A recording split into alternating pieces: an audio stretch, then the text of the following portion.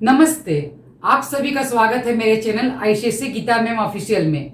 आज का विषय है मेरा विशेषण यानी एडजेक्टिव। तो आज मेरे बच्चों, आप मेरे साथ इस वीडियो को अंत तक देखें जो कि आपके लिए बहुत ही फायदेमंद रहेगा। तो चलिए क्लास की शुरुआत करते हैं। संज्ञा या सर्वनाम की विशेषता बतलाने वाले शब्द को विशेषण कहते हैं। आप लोग बच्चे में ही संज्ञा सर्वनाम पढ़ लिए हैं। जैसे संज्ञा सर्वनाम की विशेषता बतलाने वाले शब्द को विशेषण कहते हैं। जैसे राम अच्छा लड़का है, तो राम हो गया आपका संज्ञा, अच्छा लड़का है। अच्छा क्या हो गया, इसकी विशेषता हो गया कैसा लड़का है, तो अच्छा लड़का, गुड है, गुड बॉय है। ठीक उसी प्रकार आम मीठा है, आम हो गया विशेष से और विशेषण हो गया मीठा हो गया विशेषण। विशेष का मतलब है संज्ञा, आम की विशेषता क्या बता, क्या विशेषता है, मीठा, तो आम मीठा, तो मीठा हो गया विशेषण शब्द। इसी प्रकार सुनीता लंबी लड़की है, तो सुनीता की विशेषता क्या हुई, लंबी, तो लंबी होगी विशेषण और विशेष्य हो गया सुनीता। तो ये रहा हम लोग का विशेषण। संज्ञा सर्वनाम की विशेषता बतलाने वाले शब्द को हम लोग विशेषण कहते हैं। अब विशेषण के चार भेद होते हैं। चार भेद में क्या क्या आएंगे, सबसे पहले हम लोग पढ़ेंगे गुणवाचक विशेषण, फिर संख्यावाचक विशेषण, फिर परिमाणवाचक विशेषण, फिर संकेतवाचक या सर्वनामिक विशेषण। जैसे गुणवाचक विशेषण, गुण माने क्वालिटी, गुणवाचक विशेषण माने क्वालिटी, जैसे गुण, दोष, रंग, आकार, स्वाद, स्थान या देश। गुण माने सिर्फ गुण का ही नहीं, उसकी क्या बुराई है, इसका भी दशा का, उसके बारे में भी पढ़ सकते। जैसे गुण में हो गया उदार, दयालु, दोष में हो गया दुष्ट, कामचोर, आलसी, क्रोधी, रंग में हो गया गोरा, काला, हरा, पीला, नीला, ये भी हो गया। आकार में लंबा, गोल, मटोल, चकोर। स्वाद में हो गया खट्टा, मीठा, तीखा, कशेला। दशा में हो गया स्वस्थ, बुढ़ा, बेचैन, रोगी, सूखा। स्थान या देश में हो गया चीनी, भारतीय, देसी, विदेशी, अमेरिकी, बहुत सारे स्थान का जगह हो जाएगा। तो ये हुआ गुणवाचक विशेषण के अंतर्गत ये सब आएगी। जब हम लोग को कोई पैरा दिया जाएगा तो हम लोग उस पर छांटने रहता है कि निम्नलिखित गद्यांश को पढ़ के विशेषण छाटिए, उसके नाम लिखिए। तो गुण, अगर ये सब दोष रहेगा तो उसको हम गुणवाचक विशेषण कहेंगे। अब सेकंड नंबर आता है हम लोग का संख्यावाचक विशेषण। संख्या से आप लोग को नाम से ही इंगित हो रहा है, संख्या माने नंबर, काउंटिंग, गणना या संख्या। इसके दो भेद है, निश्चित संख्यावाचक विशेषण और अनिश्चित। जिसमें निश्चित संख्या रहेगा उसको हम लोग निश्चित संख्यावाचक कहेंगे। जैसे 4 किलो दूध, तो 4 लीटर तेल चाहिए, तो ये निश्चित है। कुछ कम अगर रहेगा, मुझे कुछ आम दे दीजिए, चाहे मुझे कुछ अंगूर दे दीजिए, कितना देना कोई निश्चित संख्या नहीं है, नाप तौल नहीं है। कम, मुझे कम, वहां से बहुत कम, चाय में बहुत कम चीनी चाहिए, कितना चीनी चाहिए, आधा चम्मच, 2 चम्मच, 3 चम्मच, मुझे मालूम नहीं है। मेरी संख्या का कोई निश्चित मात्रा नहीं है, तो उसको हम क्या बोलेंगे, अनिश्चित संख्यावाचक। जैसे आप लोग के बुक में भी लिखा होगा, जिन विशेषण शब्दों से निश्चित संख्या का बोध हो वे निश्चित संख्यावाचक विशेषण कहलाते हैं। जैसे माँ ने गाय को 4 केले खिलाए, पिताजी ने जेब खर्च के लिए 100 रुपये दिए। अनिश्चित संख्यावाचक विशेषण, जिन विशेषण शब्दों से निश्चित संख्या का बोध होता है वे अनिश्चित संख्यावाचक विशेषण कहलाते हैं। जैसे उसका सब कुछ लूट गया, रमेश ने थोड़े से फल खाए। तो ये हम लोग का संख्यावाचक में दो संख्या उपभेद क्या है, निश्चित संख्यावाचक, अनिश्चित संख्यावाचक। निश्चित का पूरा निश्चित रहेगा, नाप तोल जितना भी होगा। जैसे पहली मंजिल पे जाना है, दूसरी मंजिल पे जाना है, वहां पे 4 गाय चर रहे हैं, मैं निश्चित संख्यावाचक है। अनिश्चित में कुछ कम का प्रयोग होगा। तो हम लोग इसे समझ जाए कि अनिश्चित संख्यावाचक विशेषण है। और तीसरा नंबर आता है परिमाणवाचक विशेषण, माने नाप तौल, जिसमें नाप तौल होता है। आपके बुक में भी लिखा होगा, जो विशेषण शब्द संज्ञा सर्वनाम शब्द की नाप तौल संबंधी विशेषता बतलाते हैं उन्हें परिमाणवाचक विशेषण कहते हैं। जैसे 4 किलो गेहूं, 20 लीटर तेल, 4 मीटर कपड़ा आदि। अब इसके भी दो उपभेद हैं, निश्चित और अनिश्चित।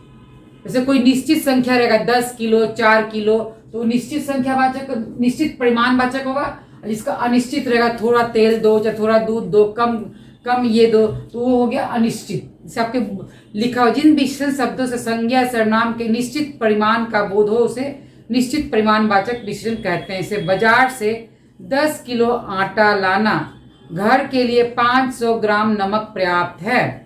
अनिश्चित, जिन विशेषण शब्दों से संज्ञा या सर्वनाम के अनिश्चित परिमाण का बोध होता है उन्हें अनिश्चित परिमाणवाचक विशेषण कहते हैं। जैसे तुम थोड़ा दूध पी लो, चाय में कम चीनी दो।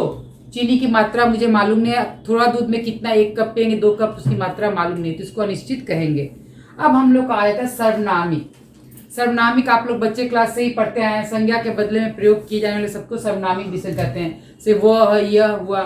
तो सर्वनामिक में से इस बालक ने पुस्तक फाड़ दी, मैं निश्चित है सर्वनामिक या संकेतवाचक, इसको सर्वनामिक भी कह सकते हैं संकेतवाचक। इस बालक ने पुस्तक फाड़ दी, मतलब इसको इंगित करे, संकेत करे, तो इस जो इस है ये सर्वनामिक विशेषण हो गया। और भी इसके बहुत सारे उदाहरण है। वह लड़का बहुत मोटा, वह लड़का बहुत मोटा है, तो वह यहाँ पे सर्वनाम नहीं हुआ, यहाँ सर्वनामिक विशेषण हो गया। उस लड़का की विशेषता क्या, वह मोटा है, यहाँ विशेषण, तो हम ये पहचान गए कि ये सर्वनामिक विशेषण है।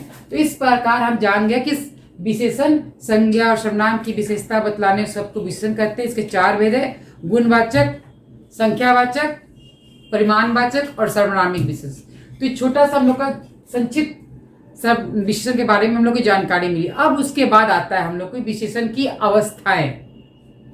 अवस्थाएं माने क्या होता है, तुलनात्मक। हम लोग अंग्रेजी में ही पढ़ते हैं degree, positive degree, comparative degree and superlative degree, और हिंदी में उसी को हम लोग बोलते हैं मूलावस्था, उत्तरावस्था या उत्तमावस्था, जिसमें मूलावस्था में लघु, उत्तरावस्था में तर लग जाएगा लघुत्तर, और उत्तमावस्था में लघुत्तम। जैसे अंग्रेजी में भी हम लोग पढ़ते हैं यंग, यंगर, द यंगेस्ट। तो ठीक इसी तरह हम लोग का ये अवस्थाएं भी हम लोग जान गए।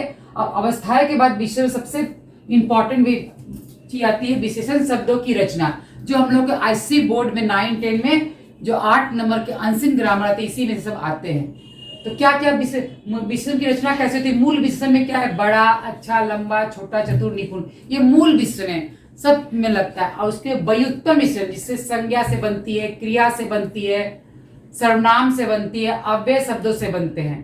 कैसे बनते हैं ये हम लोग यहाँ पे शॉर्ट में इसका उदाहरण देख लेते हैं। संज्ञा से देखिए, दिन से दैनिक बन गया, मुख से मौखिक बन गया, और भी नीति से नैतिक बन गया, भारत से भारतीय बन गया, राष्ट्र से राष्ट्रीय बन गया। ये हुआ हम लोग का संज्ञा सबसे विशेषण शब्द बनाए हैं। अब देखिए सर्वनाम सबसे कैसे, फिर दया से दयावान हो गया।